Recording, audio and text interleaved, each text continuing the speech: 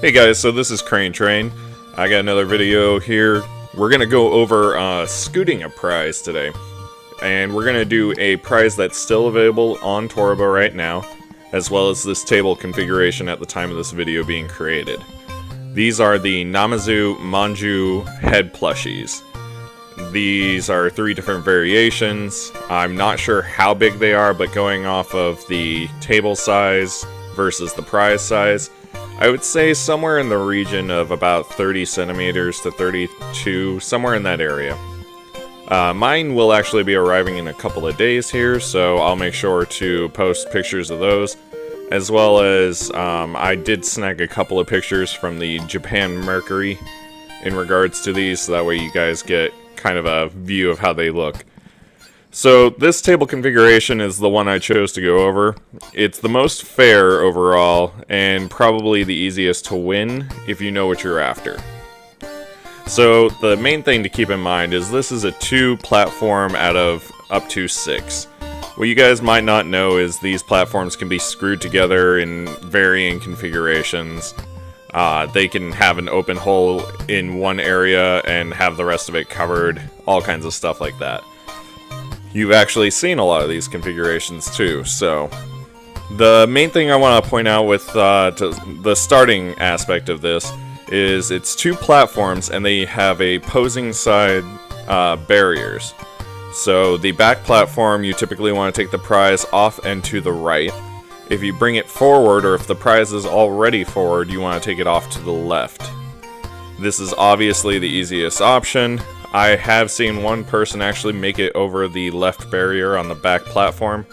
I would highly not recommend this because it is very difficult and would be more time consuming and money consuming than anything. The main things I really want to point out here is because of the crane that's configured here, they're using the standard size arms, which kind of looks small on this, but it's because the prize is fairly decent sized.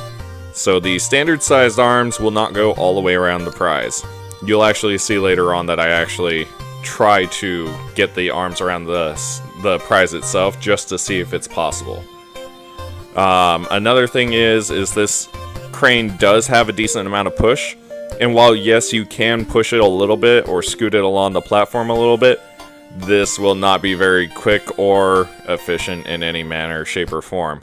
That being said, it does have push, which makes it a little bit of nice thing in regards to trying to do some other tactics. So if you'll notice here, I'm constantly trying to scoot the prize either from the front or the back of the prize with the crane slightly offset to the right side of it and trying to get the left arm to pull on the plastic itself. Now, it's a little hard to see, especially since there's no side recording view download that I can do, unless I do an actual live recording. But when I'm actually attacking it from the back of the prize, since it's in a plastic wrap and there's a decent amount of push, and Toreba's crane arms are a little bit flimsy, I can actually go just an inch or 2 forward of the back end of the prize, and it'll actually kind of bend and flex around the prize itself. And since the arms have a decent amount of closing strength, it actually results in better pull towards the right. So it's better to be a little bit more forward if you're attacking the back. Don't go too far forward though. Another major thing to consider in regards to this prize, and it's probably not something you guys typically encounter, specifically because this prize has whiskers on this plushie, they can actually hinder you quite a bit in regards to when you're trying to catch the front face and you're trying to get the arm to go down around the plastic. Normally it will scoop forward because it's so strong, but sometimes you'll get caught on the plastic where the whiskers are, as you can see here, and it can move. I'm not saying it won't, but sometimes you won't get any movement whatsoever, which is very annoying. So just try and consider the actual shape of the prize itself. Try not to get the arms caught too much when you're trying to do this. I have found that offsetting it farther to the right gave me better pull than it did anything else. And you can do this as well with the forward and left opening as well. I have done that a couple of times. I did not include any of that video in here, but another major thing is, keep in mind this is plastic wrap, right? So it's going to slide around a little bit. It might stick a little bit depending on where they placed any of those invisible grip tapes. So that's actually one of the main reasons they choose a colorized platform, believe it or not. When they choose color platform squares, it's usually to hide the transparent grip tapes that they'll place down. So if you're having a really hard time on some tables, that might be part of the reason why. I saw an actual person post a picture of a staff member placing down the grip tapes on a colored platform in one of the Facebook groups that I'm a part of. So just try and keep that kind of information in the back of your head. If you're having a lot of difficulty, just maybe it's best to walk away. There's always, you know, in for a penny, in for a pound for some people, but definitely you gotta learn where your limits are. These prizes were not super difficult to win, but there are a few problems with this. So whenever you encounter anything that has any protruding item on the prize itself, such as the bell, as you can see here, that bell prevented me from actually getting it past the plastic barrier on the right, and it actually almost reset it as a result because it bounced off of it to some degree. So definitely something to keep in mind, but you can also use that bell to your advantage depending on how forward it's sticking out as a kind of leverage point to kind of pull it to the side. I have fully spun this prize around before and still made no headway. So do not be surprised if this is not a guaranteed type win in any way, shape, or form. I am not giving you a five-step guaranteed win. This is just information for you guys to absorb, and I hope that you guys can use it to the best of your ability. The bell is definitely a big obstacle, but if you can get it past to the point where it's around the barrier itself, it's definitely considerably easier.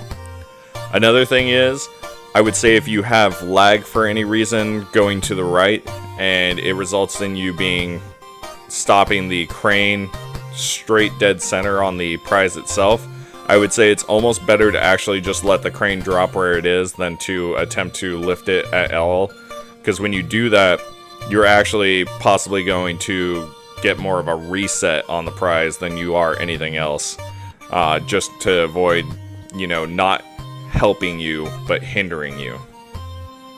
Another big thing that I noticed with a lot of the prize wins themselves is when you get the prize over about, I'd say 30% off the platform itself, give or take, and it's that side where it's front facing you, or, you know, the back of it is facing you, then you can actually offset the crane to be where the right claw is just over the prize, almost dead center, and then the left claw, when it goes to lower down, it will get fully up underneath the prize, while the right claw tries to push down on the plushie to try and get it into the hole itself. As a result, you'll actually end up with the left side lifting it and then dumping it over the side. This is very useful, especially as a finishing move. But keep in mind, I did try this a couple of times, and it resulted in it going farther back onto the platform than anything else. So there is a little bit of amount of risk there. Just keep that in mind. Another thing, guys, to really keep in mind is a lot of the times with these platforms, they're held together with just a couple of screws, 2 or 3 screws at a time. There's usually up to 6 platforms in the prize winning area, and then they'll have like 3 in the back for display purposes. But these sometimes will get a little bit loose from play, and then they'll kind of start to sag. As a result, you'll end up with a little bit of an uphill situation when you're trying to approach the prize. Just try and keep that in mind if it's not wanting to move from its reset position, which the reset position is dead center between the red and the clear platforms, just so you're aware. Then you may be just having a little bit too much sag and they may need to go into maintenance. You might even be able to send in a trouble ticket for that kind of information, just asking them to, you know, tighten the platform, that kind of thing. And that's all I got for you guys this time. As you can see, I just used that one technique, so hope this helped you guys out, and I'll see you next time. Like, share, and subscribe.